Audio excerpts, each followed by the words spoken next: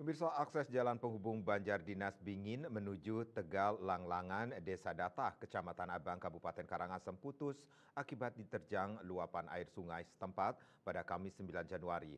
Atas kondisi itu, warga harus mencari jalan alternatif untuk melakukan aktivitas karena jalan tak bisa dilalui.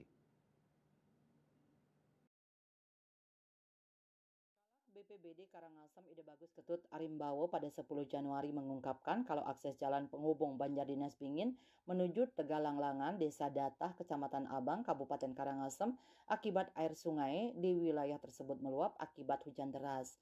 Jalan tersebut diketahui putus kemarin sekitar pukul 18.12 WITA. Arimbawo mengatakan pasca kejadian itu pihaknya telah melakukan peninjauan serta melakukan pembersihan batang kayu dan ranting-ranting kayu yang menyangkut di sekitaran jalan yang putus tersebut. Jalan yang mengalami kerusakan akan segera ditindaklanjuti oleh instansi terkait. Dia menjelaskan untuk saat ini akses jalan yang terputus tidak bisa dilalui dan warga sekitar sudah diimbau untuk menggunakan jalan alternatif lain. Eka Parananda, Bali Pos melaporkan.